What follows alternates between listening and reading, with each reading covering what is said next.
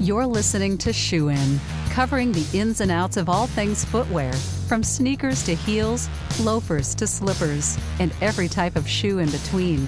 Brought to you by the FDRA, the Footwear Industries Association focused on retail, trade, politics, and fashion, helping create and enhance conversations on all things footwear.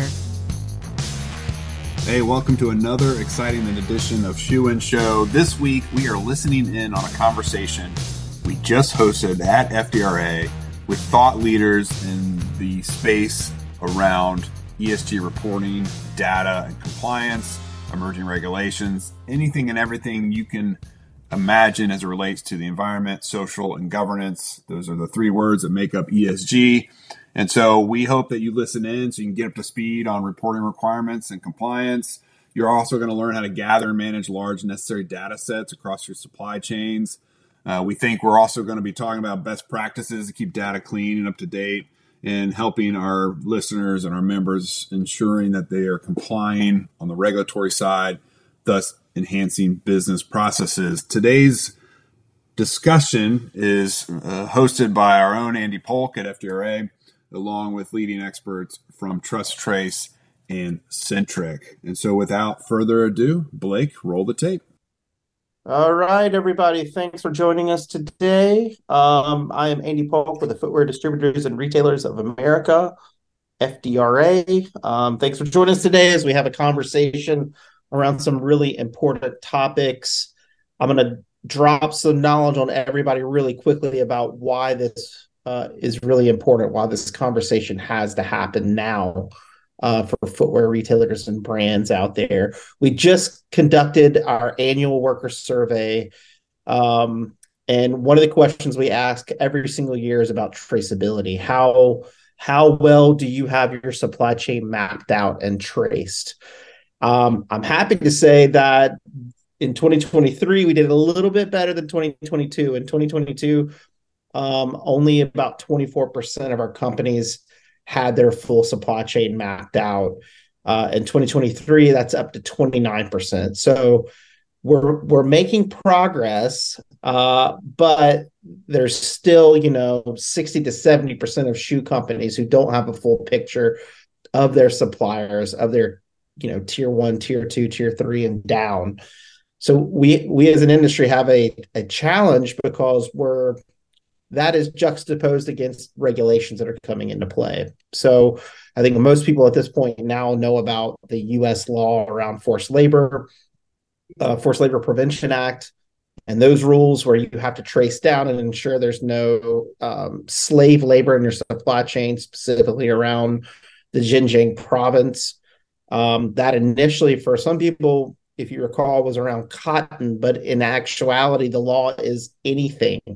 Any product, any material, any assembly, anything to do with that region or with the Uyghurs that are being targeted by China. So that was the first foray that we've had into regulation, where you really have to know your supply chain. And even with that, we still see companies struggling with that. What has recently transpired and made it even more important is that California has passed two new laws that companies need to be aware of. Both of these are climate disclosure laws. These laws are not requiring, there's no red line on what a sustainable shoe is or what a sustainable process is or how a company should be sustainable or not sustainable. These laws are not around that. It's simply around requiring reporting of emissions and kind of impact data for shoe companies and for all industries. So one is the Climate Corporate Data Accountability Act. These are long acronyms, I know. If we go through this, you can contact info@fdra.org, and we're happy to provide you these documents as members so that you have those. But in essence, it's any billion-dollar company has to report their greenhouse gas emissions by Scope 1 and Scope 2, and then by 2026, and then Scope 3 by 2027. Penalties for noncompliance goes up to $500,000, which is no small coin. Similarly, they also passed a climate-related financial risk. So any company making over $500 million, so 500 million in annual revenue, has to prepare and disclose the financial risks their company faces from climate issues. So climate change, impacts, things like that. There's also a small fine on that as well. So, in California, those are now in law that companies are going to have to report that. In Europe, we also see new laws coming into play from the European Union around something very similar. It's called CSRD. I don't want to go too in depth on it. It's very important that everyone understands that, where initially it is European-based large companies that will be impacted about reporting data, but it's a sliding scale where eventually everyone over the next 10 years who sells any product in Europe will have to start to comply with this law. We did a podcast on this not long ago, in October or November, where if you go to shoeandshow.com, you can find that. We did it with Ashton from Bloom, and we went really in depth into what this law is. But in essence, it is all these laws. You have to map out your supply chain so that you can judge risks and judge impacts. Now, the challenges, as we lead into this, was 60 to 70% of companies don't have a map of their supply chains. If you don't have the map of who these folks are and who these suppliers are, you won't be able to get at the impact data and assessments and risks analysis. So at the very start, at the very least, we have to do a much better job as an industry and brands. The second part of that is when we're gaining that impact assessment or risk assessment, it is data like we have never seen before in our industry. We all know bombs, and we all know tech packs, and we all know these things, and Excel has been an amazing tool for many, many years.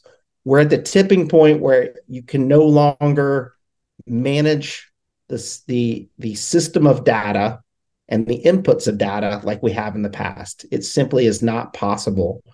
And so that's why this conversation today is so vital, because we need to understand what's happening with systems and how we can optimize our operations so that we can quickly get a map of our supply chains, and then we can easily manage that data flow so that we can report out. So I'm really happy today to have my friend Matt from Centric Software and Apurva from TrusTrace on to have this conversation. Matt, I'll allow you to introduce yourself. But we've done a lot of these, so I think a lot of people more and more know Centric, PLM. Matt, though, particularly, I love talking to Matt, is from the industry, so it's always nice to have that perspective when we're looking at these issues. So, Matt, welcome. If you want to quickly introduce yourself. Yeah, thanks, Andy. So for those I haven't met, Matt Nakari, I am the Western North America Sales Director for Centric PLM. Been with Centric about 9 years. But as Andy mentioned, prior to that, I was in operations management and then operations director role at Crocs Footwear. And kind of did this the hard way in Excel until I discovered PLM, which was what brought me to Centric. And that was before all of these coming regulations. It was kind of let's try and do the best we can, but there's no real penalty if we don't map our supply chains era. That era is over. And I think in 6 minutes just now, Andy dropped an overwhelmingly terrifying amount of data and knowledge on everybody. And so Centric, as you might have guessed, our goal as the industry goes through this transformation is much like we do with everything else. The goal is to give the people who are doing the work the easy way to not only meet these reporting requirements, because that's very, very important, and that's how fines are going to be levied or not levied. But also, we want to map these things and make it easy.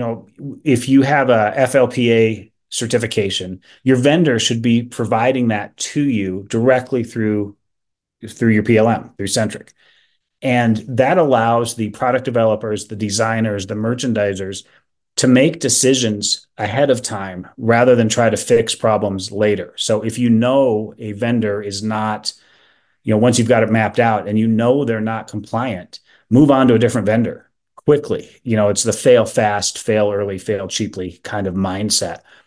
So, and I'm sure we'll talk about that quite a bit more today, but we have a great relationship with TrusTrace. So I'm excited that Apurva is here today because understanding all that stuff Andy just said, that's their job. That's not our job. Our job is just to spool it up. Yeah, looking forward to the discussion, and I'll hand it over to Apurva. Thank you so much, Matt. Hello, everyone. My name is Apurva. I manage the US operations for TrusTrace. Briefly about TrusTrace, as Matt was saying, we do reach out in the field. We help you to automate a certain large piece of the supply chain mapping and ensure that the data collection that is doing is in a much more organized manner, which can be fed into the PLM, and it becomes easier for you to be able to manage it. TrusTrace as an organization, we have been doing this for close to 7 years now. We call ourselves one of the largest traceability software organizations focused on footwear, apparel, and the textile business solely. We manage close to top 5 of the top 10 footwear brands, and we have like a great partnership with Matt from the PLM side, and we'll talk more about how do we do it and how do we integrate together. That's awesome. So as you can see, we've got the folks who are finding your suppliers that you may not know about, which is very important. And then we have a system that will help manage that data flow that goes in and out. And so I think, Matt, right off the bat, the ESG stuff, we've been talking about this for several years now, but now it's at a critical point when fines start getting levied and regulatory bodies start to become more aggressive around these topics. And so I think that's the biggest question is like the first thing we get a lot of questions about is like, how do I do this? And it seems like almost overwhelming from your viewpoint, from the brands that you work with and have seen it do it really well. What are some of the ways you see people succeeding in this space that are like figuring out how to build kind of the system to collect and manage? Yeah, really good question. So, my first answer to that is really not system-based, but I think everyone will understand where I'm going with this. Just like everything, it's about the relationships. You need to build a relationship with your suppliers so that they're providing you what you need when you need it. And once you have that, then our goal as the PLM solution is to facilitate that transfer. So, and I'll just use the Forced Labor Prevention Act as a proxy for any of these regulations. You have a requirement to adhere to those standards. You request some level of verification from your vendors, or they should be providing it without being requested, but you probably have to request it. You need to make that accessible. And one of the things we pride ourselves on is you can have the vendor provide that documentation through Centric, and then it's attached to every product it affects and accessible to anybody in the system forever. So if there's an audit at customs, it's very quick, and that's our goal, is to make it very quick to eliminate the problem before it happens, but solve the problem when it does. So that's kind of our mindset in general about how we approach that. So a lot of people are having their suppliers upload the information for the PLM. Absolutely. I think the problem is the more hands that are involved in inputs, the more errors that can happen, I guess, or something slip up or communication. So people can log into the system and upload it into the PLM for the brands, and that's where we're basically at today. Yeah, and that's our mentality with all data. Is every time you touch it, you have an opportunity to screw it up. So we want to eliminate those opportunities. So if there's an auditor, say, who certifies a vendor for whatever regulation we're talking about, rather than have that auditor give the report to the vendor, who gives it to the agent, who gives it to somebody else, who goes to the, Kowloon Sheridan, has a couple drinks and then puts it in an email, and then it goes to a product developer, have them just put it in the system, drag and drop that thing in there. And it's attached to every style that it affects, and then it's done. We've eliminated 4 or 5 chances just in my little example of messing something up. So, and that's, anyone who's used Centric knows that's our thought process with everything. Yeah, and I'll bring in Apurva to this as well, because I think what we also want to get at is how to get that data from the supplier. Yeah. And I guess first of all, like really quickly, TrusTrace and your software, how do you map out the supply chain for brands? I think that's always a big question. Is like, all right, I know I need to find these folks. How can you help me do that? How does it operate? It's again, Andy, from a standpoint, the way we start is our journey starts by integrating with a PLM system like Centric, where we get a lot of the style data, a lot of the purchase orders, and the direct suppliers that they are already there in the system. So our journey starts from getting the data from there. Then, like from the known supplier base standpoint, we launch the request, the brands from a tier one supplier, so the tier two nominated fabric mills, and then they start declaring onto the platform. What we have seen in the past is like a lot of times brands use the methodology of cascading it, tier one sending it to tier two sending it to the tier three. And what we saw is beyond tier two, this system failing because the yarn suppliers have no context of a brand. They don't want to log in onto a system and declare what am I providing and where am I manufacturing, where I don't even have a context, whom am I supporting this. So what we do is instead of forcing it down, we ask the direct suppliers where brands have influence it to be able to force those suppliers to be able to find out who the tier threes are, tier fours. They can use the platform to do that, but the buck is with them to make sure that they get better responses. And what we have seen in last 1 year that we have been using this methodology, there's a significant amount of responsiveness that they're getting, even though it's an increased workload, but they're getting much significant work responsiveness from the supplier standpoint. So that's the Hmm. step one. You declare, you understand your supply chain by asking your direct suppliers to declare. And we, of course, from a platform standpoint, we and reduce the workload by creating workflows, by reducing the amount of data entry that they do to make sure that this can be as easy as possible from a supplier standpoint, Andy. Is there a typical template that is kind of standard? Because I think some of these regulations we start looking at, and brands start saying, what do I need to ask my suppliers, right? So Yeah. I'm guessing working with folks like you, and even having it in the PLM system where you can have it, are there standard documents or templates people and brands can quickly grab to make sure they're collecting the right data that they need? Matt, do you want me to take it up? Yeah, I mean, we would rely on TrusTrace for that, and then we could build it in Yeah. PLM if we wanted to, or if Okay. the customer So the wanted to. Yeah. Yeah.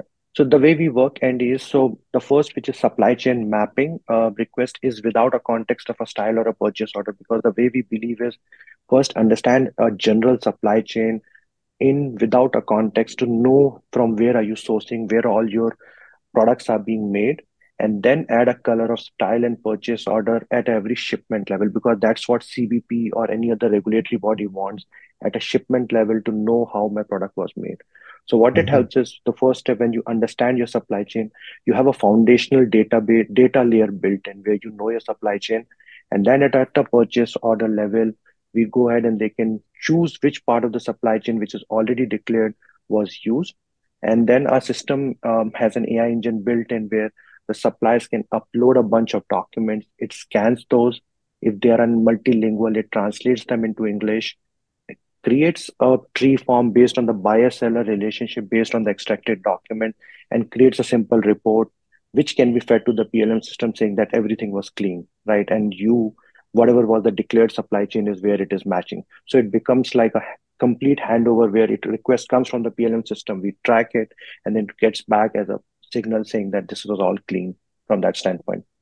Okay, so a lot of what you're doing is identifying, verifying, and then plugging in to make sure that it starts to build out in the PLM. And then I think we're, again, for a lot of folks, we're still scratching the surface. And I think there will be forms and there will be a clear data set that we'll have to collect. Yes. And those then will start to formulate inside the PLMs, where all you have to do is hit the button.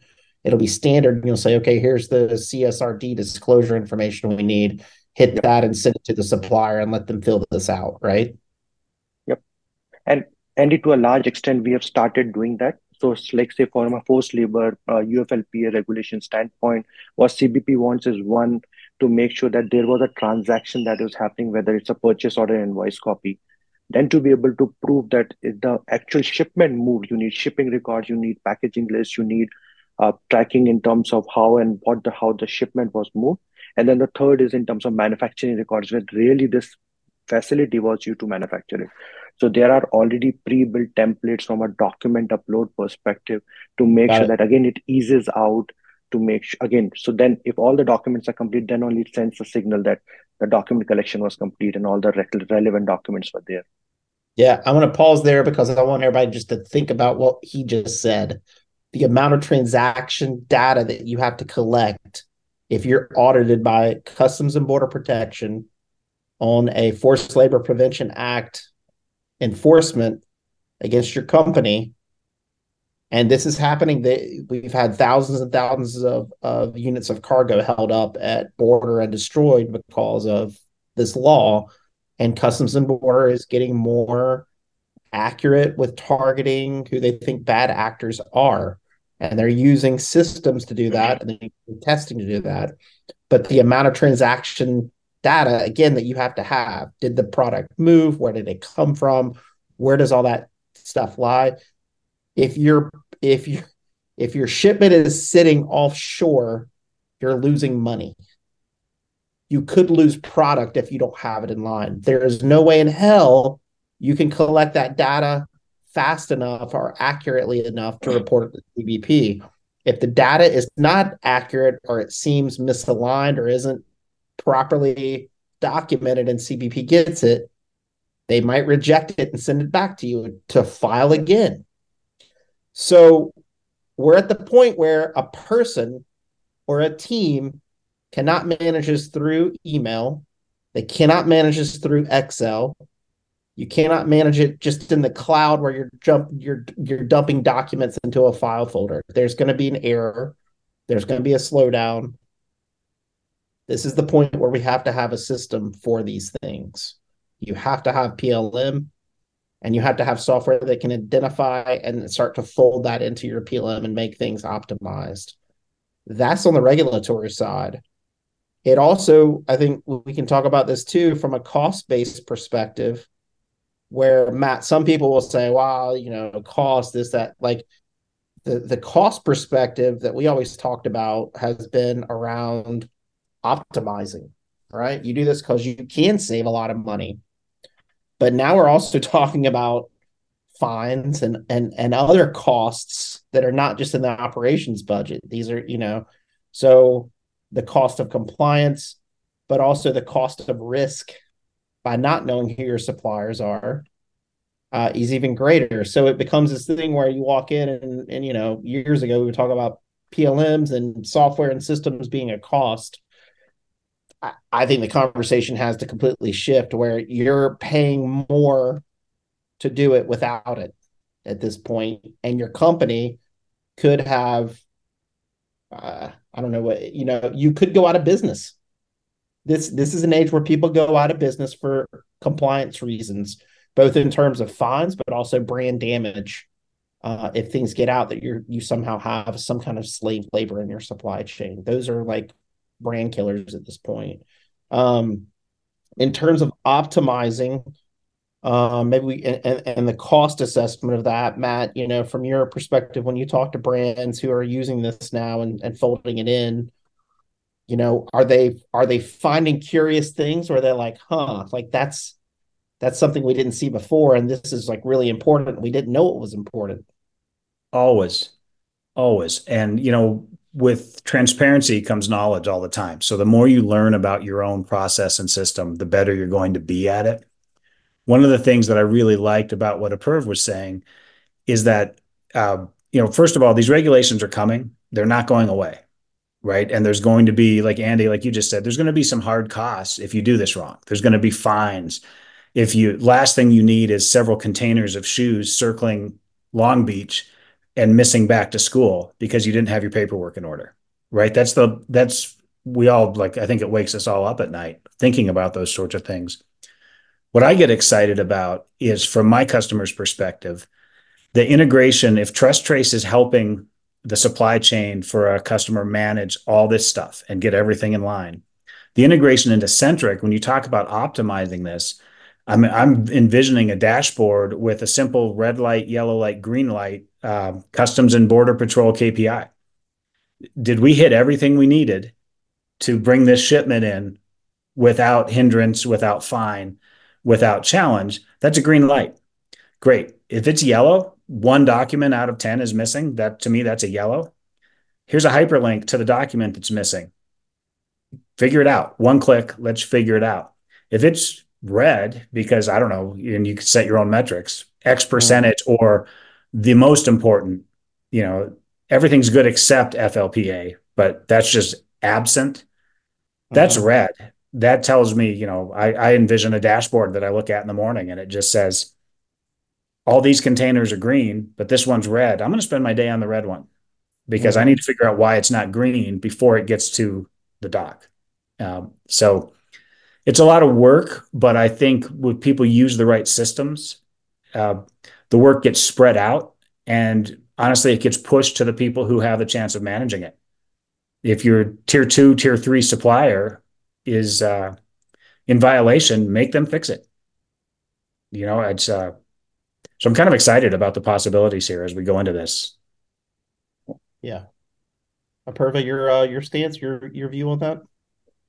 So you're right. It's a lot of work.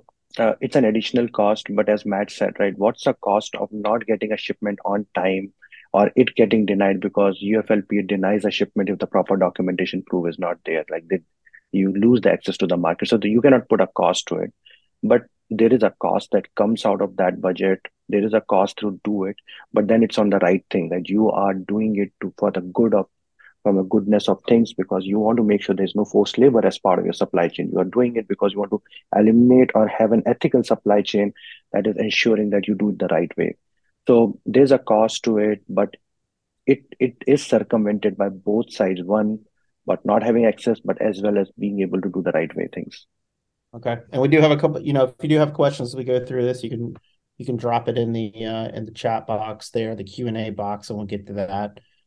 If you're listening on the podcast, you can always drop questions to info@fdra.org on anything that we're talking about today.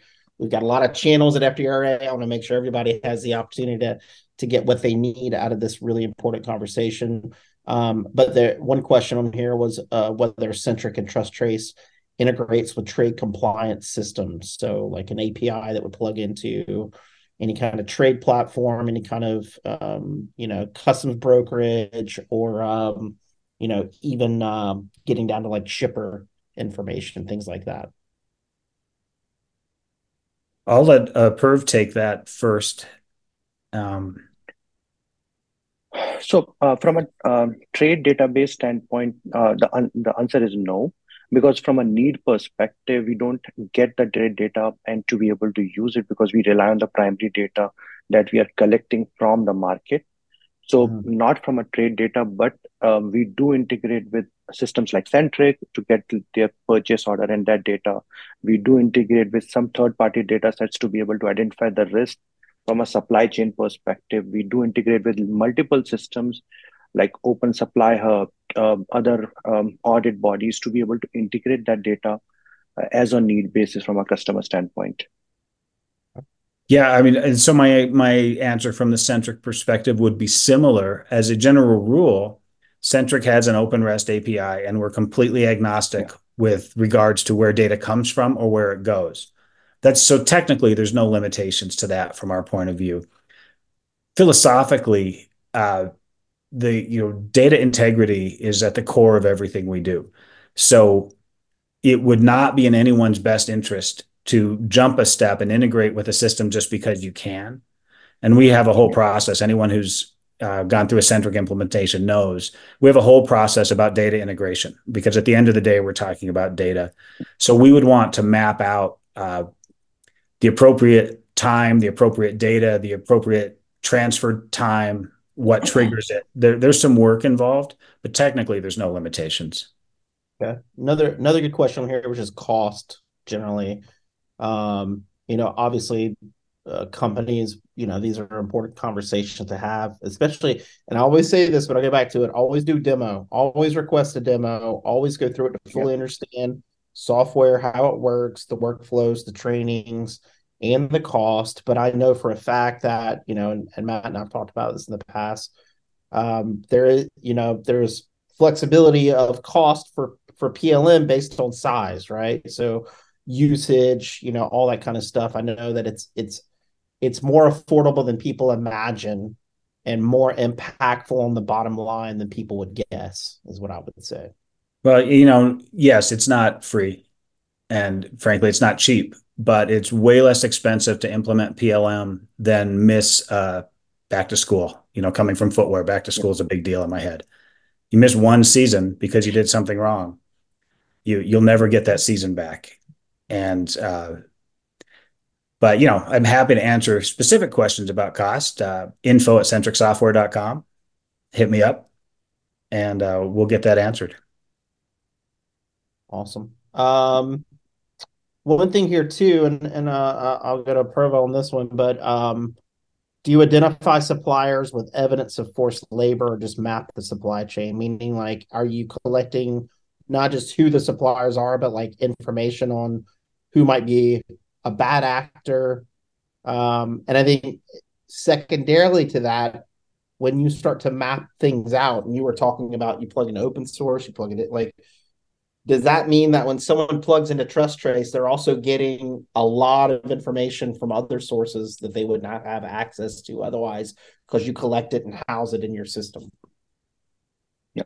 So, and it's an interesting question because we do a lot of data collection. If you're not able to validate it, that the data accuracy as well as the authenticity of data is not there. So the way we do it, the first step is, of course, we ask the suppliers to declare that data. Then, like we have subscription, or we have like already integrated like a database from like denied party list from the CBP or some other open source database which are free and publicly available to validate the first level of layering if there is any risk that is there from those data sets that are there. Then in addition to that, there are a lot of third-party data sets that are there that identify those risks, which are paid subscriptions. So we have integrated with some of them to be able to integrate and verify the declared supply chain from those data sets perspective to see if there's any underlying risk that are not only from forced labor, but other risk perspective that can be impacting the supply chain. So that's what we call is more about identifying the hidden risk from a supply chain perspective. And that happens right at the start where you are understanding and getting to know your supply chain without even issuing a purchase order to the supplier. So that's the first thing that from a standpoint. The second part of the question that you asked was integrating with open sources like Open Supply Hub or any other data sets that are available where we have integrated. So there's some 7 open source data sets that we have already integrated, which are very relevant from a fashion industry standpoint, footwear industry standpoint. And that data can be directly cross-verified. It's like just to loosely use like SSN, right? So you have like those some 7-8 places where those suppliers would have already declared in some other form. Once their information is declared, we can pull that information from our own internal database to verify whether those whatever they are saying is the right thing. If there's something missing, we can pull it in from here to make sure that the supplier profile is complete. So having said that, still brands data still remains as a brand data. We don't share between different brands. So if a certain supplier is working with brand A, we don't share it between different brands because we treat each of those instances very privately, and those data is not shared between different brands from that standpoint. Yeah, but to answer the question, they pull in a ton of data from a large amount of sources to put the picture together on the supplier. And I think that's really cool because at that point you can start to identify like who you think as a supplier you have enough data on, and you may know them, trust them, or and then you might actually find suppliers you didn't know existed. There may not be a lot of data, and at that point, that's where your sourcing compliance teams are activated and say, this is a big supplier. We probably should do an audit, our own audit, to have somebody go out there and verify, right? So it helps you identify where those holes are in your compliance and sourcing strategies on risk based on the information that sits there. But again, imagine doing this without. I mean, you would basically have to go out and map out your own supply chain and then do your own audits while you're mapping out the supply chain, and the costs of doing that without integrating into software to do a lot of the work and mitigate risk would be nearly impossible. And I think that's where a lot of people are, is the reason why we're having this conversation is because I constantly get calls of, how am I supposed to comply with this? And you comply by having partners that have access to the data to map out where your problems are, so that you can zero in on those instead of doing everything. And then you have partners that host the data for you, so that you can report it and know it's accurate and have all your access to it. So I think that's important from a risk-based perspective of seeing that and how that actually works. So thanks for sharing that on how that works. Another issue that always comes up is what we're seeing right now is, again, how to get that data where it doesn't, Apurva was talking about earlier, it's like you send something out to a supplier who may not even know you. How do you get them to fill something out or care about it, right?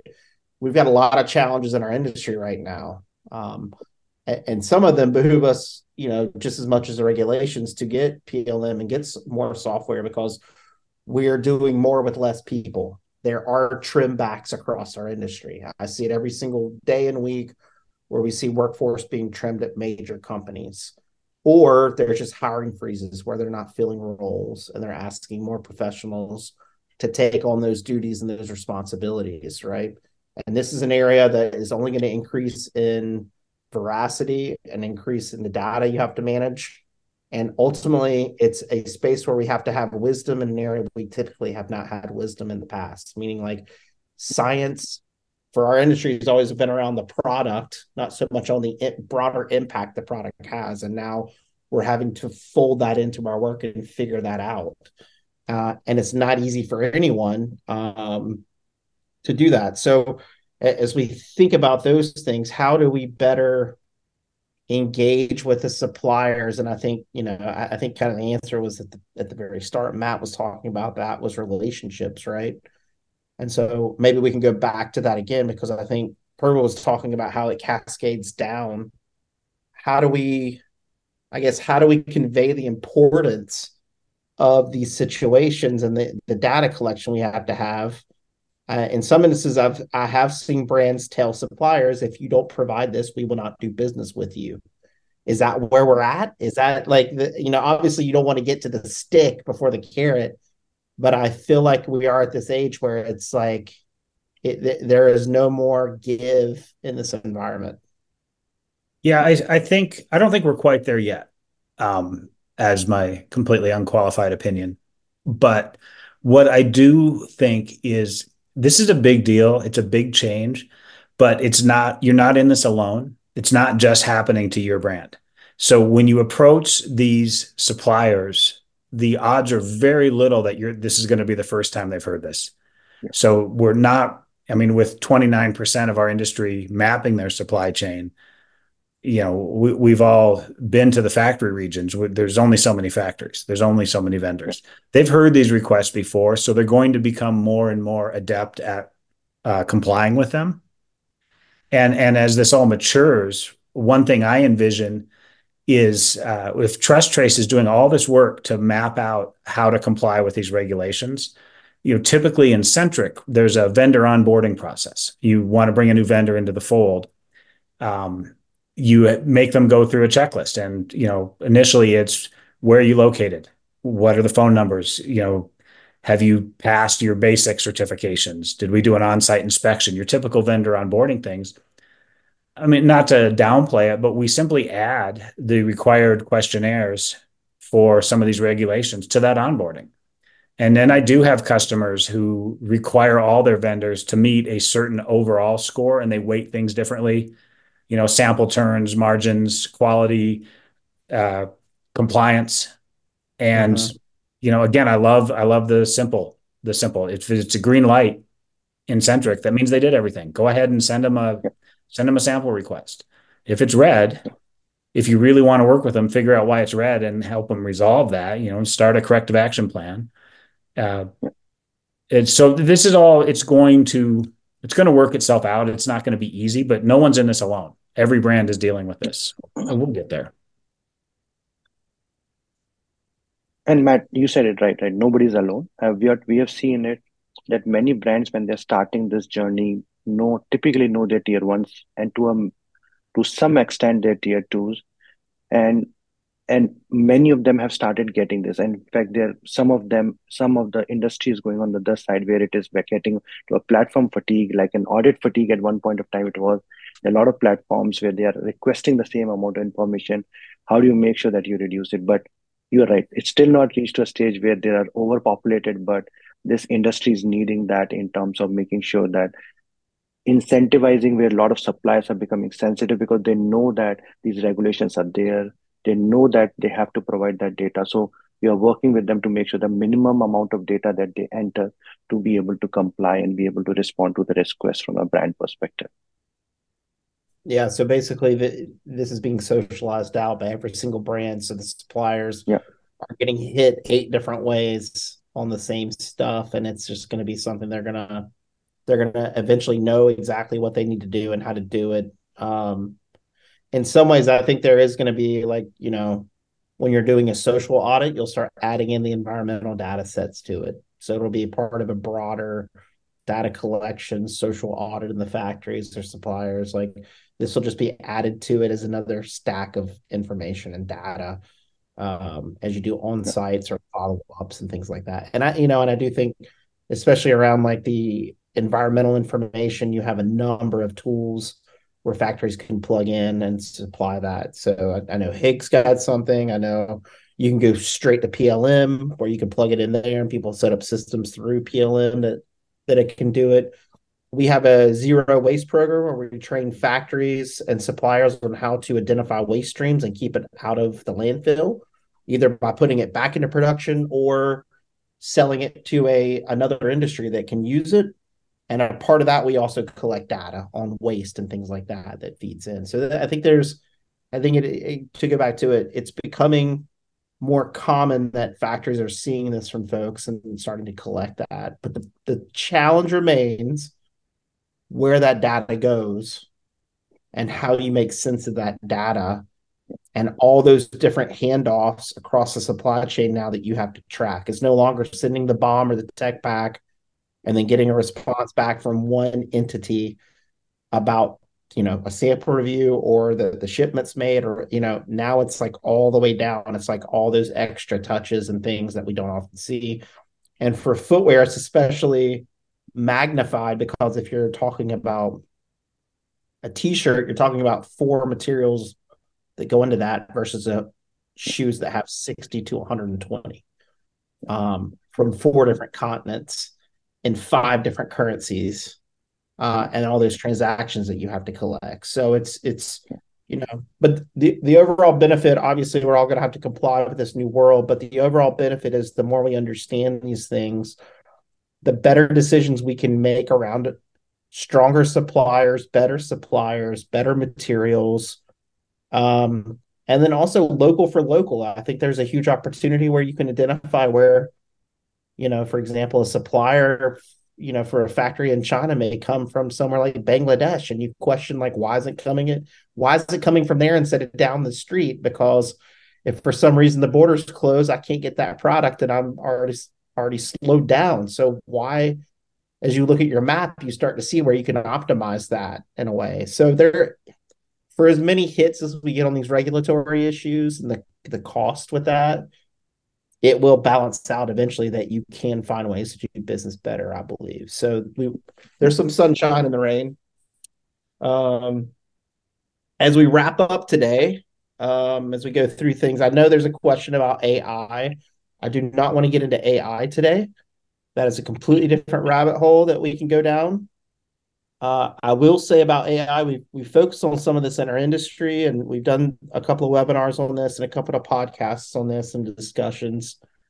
I think we're at the early stages to understand AI and how it's going to work. I think it has a fundamental shift and change about how we work and live that will happen through AI. Like, I don't think it's like the metaverse where it's kind of a buzzword and we're not really sure how we're going to engage with it. Like, AI is already changing business. Yeah. But for these purposes, I think we need to focus on the here and now and not get so much bogged down into an additional software stack, and how that's going to work. It'll play itself out, and obviously, if AI goes into the space, it will find ways to optimize things and figure it out. So let's not go down that rabbit hole just yet. That maybe for we could be here all day. Yeah. Yeah. Definitely. So, Andy, just one thing to add there. You are right. AI is another beast of all. So one thing that we have simply integrated onto the platform using the AI technology, document reading is again a very hard task, and they come in all languages, all forms, and all shapes. To be able to simplify the reporting as well as document collection, we use the AI to read, translate, and organize them in a form that it can be easily represented in English as a documental proof when you submit to the government authority, because USCBP wants everything in English when you're submitting it. So from that standpoint, we have inbuilt AI, but again, it's at the start of it. There are a lot of things that can be done from that standpoint. That's an interesting point where so many people will be focused on the back end of like how it runs the system. Instead, you're talking about how it can optimize a piece of that. And I think that's exactly how AI is gonna roll out. It's not going to be so much a fundamental engine rebuild initially, but it's going to find like little things around the engine that can optimize it and make it work a lot better. So Yeah. This has been a lot of fun as always. Thanks to Centric Software for sponsoring and helping us build this webinar. They always build really thoughtful, important, hot topic conversations, and we always have really meaningful discussions around these things to help people think things through. I always give a chance as we kind of wrap up to kind of give a summary or a last throw out that people need to think about as we head off. And Matt, I'll start with you. Yeah, sure. Well, thank you, Andy. Like you said, I always enjoy doing these, and I learned a ton today. So I love doing these with people from different verticals like Apurva, because there's just so much. One person can't do everything, so it's great to hear different points of view and hear different solution sets. I think my parting thought is just reiterating what I said before. These regulations are coming. Everybody knows they're coming, but we're all dealing with them. So, some is better than none. Like your example of the AI working around the edges. We just have to start where we can, figure out what we don't know, and then make a plan to attack it. And, we're happy to help with that. Awesome. Apurva, you got any final thoughts? Is anything people need to be thinking about or focused on? So just as a thought, like we internally track 65 different regulations that are coming, that are impacting in some or the other way, that makes you or should know your supply chain. Not everything is unique. Everything is building on top of the other. There are different layers. So some of that is common, which is data collection, and then you comply to them through different reporting methodologies. So it's not a scary world, but there are ways of achieving it. Yeah, that's a good point. But if you go on your own and try to do it on your own, you are starting from scratch. So that's a huge problem. And then fitting it in, and like that's the other thing, because we talked about how this is kind of a new space for many companies.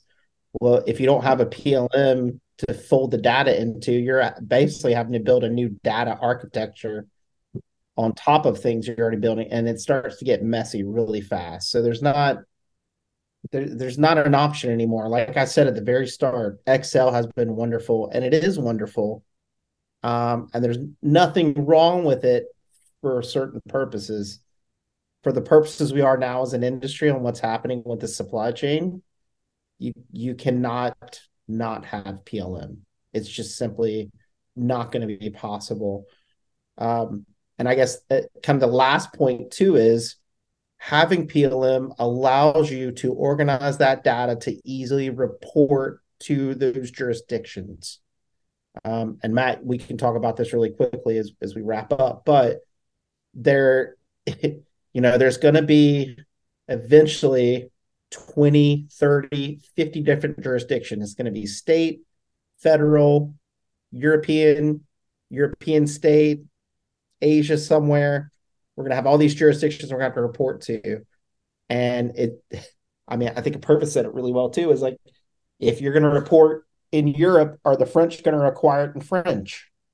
Like, what kind of software are you going to have to like comply with that? But the data should sit there, and some of it is going to be the same data request from California as it is France. So why would you duplicate it on your own time doing that in Office instead of having software where you hit some buttons and it optimizes it for you and provides it in the right format? So I think that's the other thing too, is it's like not just that you collect it and analyze it and have it, but it actually creates the tool to report it accurately and in the format you're supposed to. So yeah, I mean, templatize everything, right? If it's the same data, but France requires it in one format and California requires it in another, why not templatize that and have your PLM system spit out the PDF automatically? You shouldn't have to be writing SQL queries to get basic data, and that we've moved on from that as an industry. Yeah, exactly. All right. Well, with that, Apurva with TrusTrace, thank you. Matt with Centric Software, thank you as always. Folks, as you listen to this conversation, whether you watch the video that we just ran or you're listening on the podcast, you can always drop us a line at info@fdra.org. We're happy to introduce you both to TrusTrace and to Centric Software. Do a demo, talk to them, test them, tell them what your problems are, see how they can help you. Do it now. Do not wait until the ship has crashed on the shore. Always urge people, don't get to a crisis mode. The other thing I always say too is, when did Noah build the ark? Before it started raining. So right, yeah, super important. But gentlemen, thank you very much for joining us today, and thanks folks for joining us and listening in. And again, drop us a line if we can be helpful. But we are in a new epoch, and data is going to be flowing at us like we've never seen. Some of the data will have no idea what it is, but we have to collect it and put it somewhere. But we will get there together. So stay close, stay tuned. And again, reach out to us, and we're happy to introduce you guys to Centric and TrusTrace to support you on this journey. Great. Thank you, Andy. Thank you, guys. Appreciate the time. Thank you, Andy. Talk to you soon. Bye. All right. Bye. Shoe-In has been brought to you by the FDRA, the Footwear Industries Association focused on retail, trade, politics, and fashion, helping create and enhance conversations on all things footwear. For information about FDRA, visit fdra.org.